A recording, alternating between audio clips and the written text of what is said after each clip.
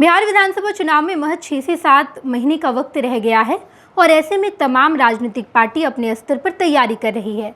मुख्यमंत्री नीतीश कुमार के नेतृत्व में एनडीए में सब कुछ ठीक ठाक दिखाई दे रहा है। बाहरी तौर पर और आंतरिक तौर पर दोनों ही जगह एनडीए बिल्कुल दुरुस्त दिखाई दे रही है। बीजेपी के शीर्ष नेतृत्व ने कई बार ये कहा है कि हम नीतीश कुमार के नेतृत्व में चुनाव लड़ रहे हैं, चुनाव जीतते हैं तो नीतीश कुमार ही हमारे मुख्यमंत्री होंगे। और ऐसे में मुख्यमंत्री नीतीश कुमार भी खूब गदगद है। जेडीयू भी पूरे जोश में दिखाई दे रही है। चिराग पासवान की पार्टी लोजपा रामविलास ये भी संतुष्ट नजर आ रही है और इसके अलावा जीतन राम मांझी की पार्टी हम और उपेंद्र कुशवाहा की पार्टी ये लोग भी संतुष्ट हैं, अपने अपने स्तर पर तैयारी कर रहे हैं। कुल मिलाकर एनडीए में सब कुछ ठीक है, लेकिन संकट सामने वाले खेमे में दिखाई दे रहा है, यानी कि तेजस्वी यादव के नेतृत्व में। अब तक तेजस्वी यादव के नेतृत्व में, आगे क्या होगा ये नहीं कहा जा सकता। नीतीश कुमार के सामने जो प्रतिद्वंदी हैं तेजस्वी यादव, उनके गठबंधन महागठबंधन में सब कुछ ठीक नहीं है।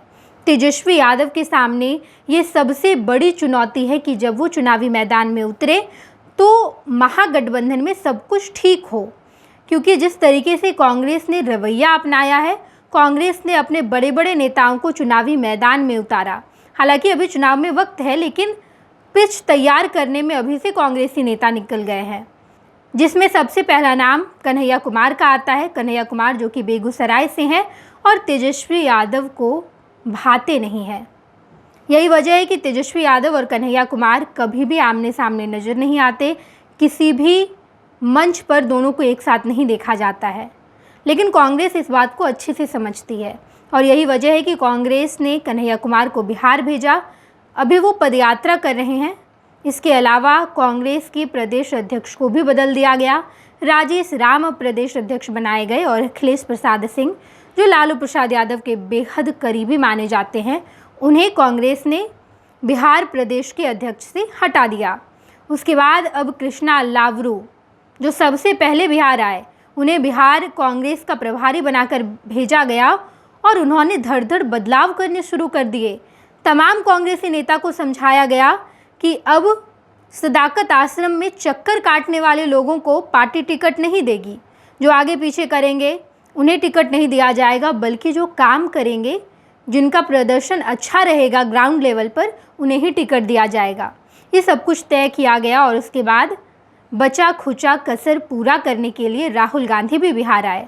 राहुल गांधी कुछ दिन पहले बिहार आए हुए थे और अपने तमाम नेताओं को समझा दिया है, चाहे वो राजेश राम हो, इन सबसे प्रदेश अध्यक्ष जो पहले थे यानी कि अखिलेश प्रसाद सिंह को दूर रखा गया। मेन भूमिका में नजर आए कन्हैया कुमार, इसके अलावा राजेश राम और उसके बाद कृष्णा लावरू। ये तीनों धुरंधर जब चुनावी मैदान में नजर आएंगे तो कांग्रेस को ऐसा लग रहा है कि हम अच्छा प्रदर्शन करेंगे और यही वजह है कि तीनों को लगा दिया गया है। कन्हैया कुमार पदयात्रा कर रहे हैं।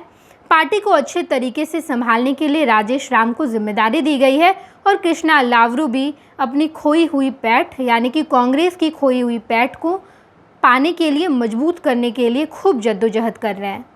जब राहुल गांधी बिहार आए तो उन्होंने अपने तमाम नेताओं को समझा दिया है कि किस तरीके से हमें तेजस्वी के सामने झुकना नहीं है और अगर तेजस्वी ने हमारी बात नहीं मानी तो 2010 वाला खेला फिर से कर दिया जाएगा। 2010 और 2000 इन दोनों ही सालों में जब विधानसभा चुनाव हुए तो कांग्रेस ने जो बड़ा खेला किया, उसी खेले की संभावना 2025 के विधानसभा चुनाव में भी हो सकती है। ये संभावना जताई जा रही है कि 2010 वाला खेला 2025 में भी कांग्रेस कर सकती है और अगर ऐसा कांग्रेस ने किया तो तेजस्वी यादव को फूंक फूंक कर कदम रखने होंगे। तेजस्वी यादव को ये डर सता रहा है, भले ही तेजस्वी यादव सार्वजनिक तौर पर कुछ ना कहें, सामने आकर कुछ ना कहें, लेकिन अंदर खाने डर तो सता ही रहा है। लालू प्रसाद यादव को भी ये डर लग रहा है और तेजस्वी यादव को भी ये डर लग रहा है। यही वजह है कि दोनों चुपचाप बिल्कुल शांत बैठे हुए हैं। अब आखिर 2010 में क्या हो गया था? तो 2010 में कांग्रेस ने 243 सीट पर अपने कैंडिडेट उतारे थे। हालांकि मात्र 4 सीट पर जीत हुई, बाकी तमाम सीटों पर वो हार ही गए। अगर कांग्रेस 2025 में भी ऐसा करती है तो कांग्रेस के पास खोने के लिए कुछ नहीं है, पाने के लिए बहुत कुछ है। अगर वो अच्छी मेहनत करती है तो शायद पा लेगी, लेकिन अगर अगर तेजस्वी यादव उनकी बात नहीं मानते हैं, यानी कि कांग्रेस की बात अगर तेजस्वी नहीं मानते हैं, तो 2010 वाला फॉर्मूला फिर से अपनाया जाएगा और कांग्रेस 243 सीटों पर चुनाव लड़ेगी। अगर सवाल ये उठता है कि कितनी सीटों पर जीतेगी, तो कांग्रेस अच्छी खासी तैयारी कर रही है। मौजूदा समय में ऐसा लग रहा है कि कांग्रेस ठीक ठाक प्रदर्शन कर लेगी। 2000 ईस्वी की बात करें तो 2000 में झारखंड बिहार से अलग नहीं हुआ था। 324 सीट थे और 324 सीट पर कांग्रेस ने अपने कैंडिडेट चुनावी मैदान में उतार दिए थे। वहाँ भी कुछ अच्छी खासी जीत नहीं हो पाई, लगभग 60-70% हार ही गई सीटें, लेकिन इसके बावजूद कांग्रेस ने बाकियों को बड़ा चोट दिया है। अगर 2025 में भी ऐसा होता है तो तेजस्वी यादव जो पूरी तैयारी कर रहे हैं, जिन्हें इस बार लग रहा है कि चुनाव हम जीत जाएंगे, वो बुरी तरीके से हारेंगे। महागठबंधन की भद पिट जाएगी और यही वजह है कि इस बात से अभी तेजस्वी यादव और लालू प्रसाद यादव डर रहे हैं।